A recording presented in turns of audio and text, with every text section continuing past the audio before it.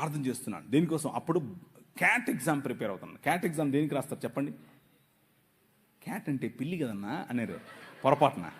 Cat exam దేనికి రాస్తారంటే MBA కోసం రాస్తారు. ఎంబీఏ లాంటి చదువులు చదవాలి అంటే క్యాట్ ఎగ్జామ్ రాయాలి. Cat GRE. క్యాట్ ఎగ్జామ్ కోసం ప్రిపేర్ అవుతున్నాను.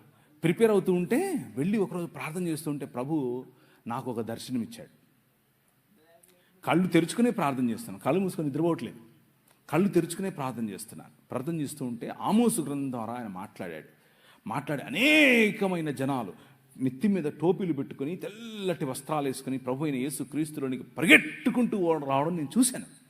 నా దర్శనంలో చూశాను. ప్రభు అన్నాడు, నువ్వు ఇందోర్ అనే పట్టణానికి వెళ్ళాలి అన్నాడు. ఇందోరా? ఏంటిది? నేను ఎప్పుడు ఇంగ్లా, ఆ ఊరు ఎక్కడ ఉంటుందో నాకు తెలియదు. మ్యాప్లో వెతికా, ఇందోర్ అనేది మధ్యప్రదేశ్లో ఉందని తెలిసింది. వెళ్ళిపోయా రాత్రికి రాత్రి. ఒక బ్యాగ్ తీసుకుని దాంట్లో 2 సొక్కాలు 2 ప్యాంట్లు వేసుకుని వెళ్ళిపోయా. ఏమో ఎచ్చులుగా వెళ్ళిపోయా. అక్కడ చూసి చలి, అక్కడికి వెళ్ళిపోతే రైల్వే స్టేషన్లోనే ఉండాల్సి వచ్చింది. నాకు ఎవరు తెలియదు అక్కడ. 3 రోజులు 3 రాత్రుళ్ళు రైల్వే స్టేషన్లోనే ఉన్నాను. రైల్వే స్టేషన్లోనే ఉండి సువార్త పరిచర్య చేస్తూ ఉంటే మోకాళ్ళ మీద ప్రార్థన చేశాను. ప్రవ్వా ఏంటి, తుమ్ జాతా హై మై ఆతా హై, ఇంతే వచ్చు, నాకు అంతమించే రాదు.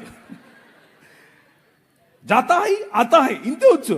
ప్రవ్వా ఏంటి ప్రవ్వా, నాకు ఈ భాష రావట్లేదు, నేను ఏం చెప్పాలి అని అంటే అనర్గళంగా మాట్లాడటానికి హిందీ ఇచ్చాడు. దేవునికి స్తోత్రం కలుగును గాక. అనర్గళంగా, మామూలుగా కాదు. ఒక్క నెలలోనే టీవీలో మాట్లాడాను.